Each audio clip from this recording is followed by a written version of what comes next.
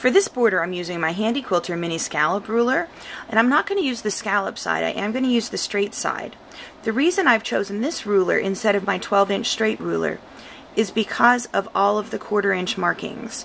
I'm planning to stitch a 1-inch line, and I can count 1/4, 2/4, 3/4, use that as my guideline, because the 4th quarter of the inch is the measurement of the hopping foot. Going to place my ruler against the foot of my machine, and I'm going to count 1, 2, 3/4 and place that line right on my seam line, which will push my needle over exactly 1 inch. I'm going to stitch along the ruler.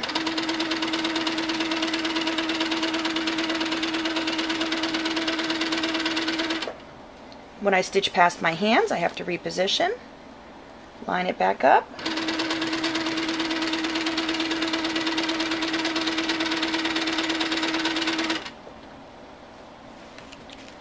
And now I'm going to do free motion quilting back down.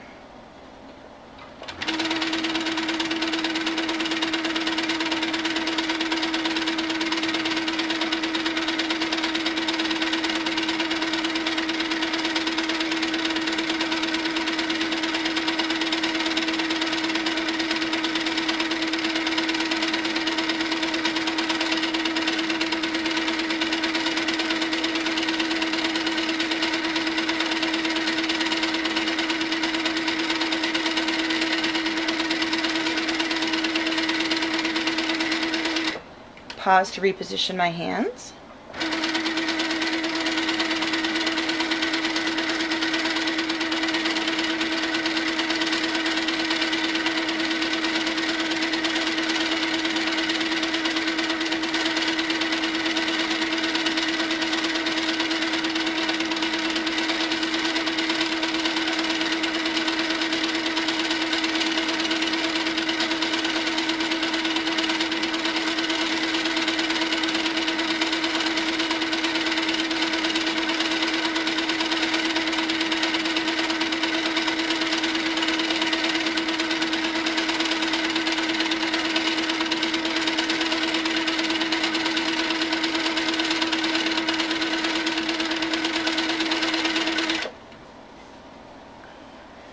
Now that I've got to the bottom, I'm going to stitch over 1 inch.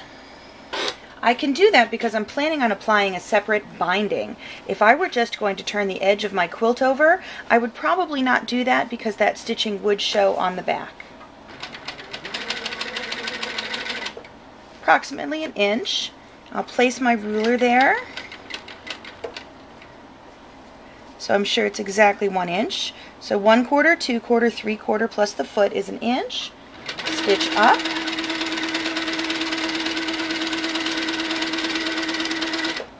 Reposition the ruler.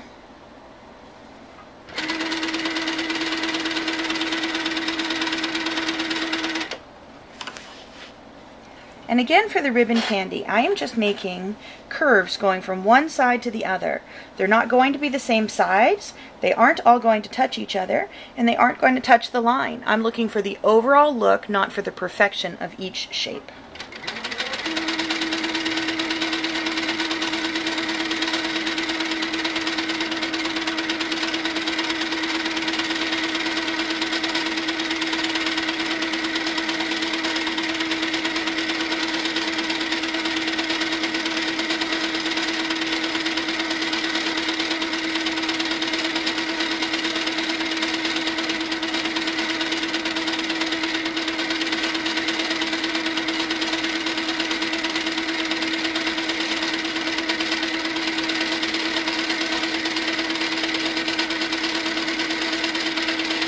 I'm going to reposition my hands.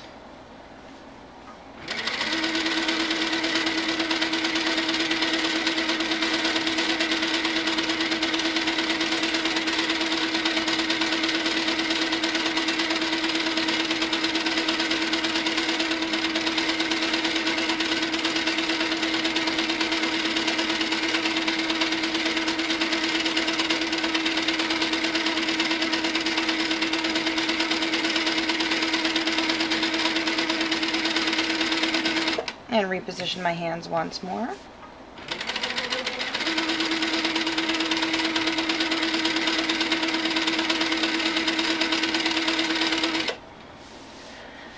So I've stitched the same pattern in the white stripe and the pink stripe, and I'll continue doing that all the way across my border.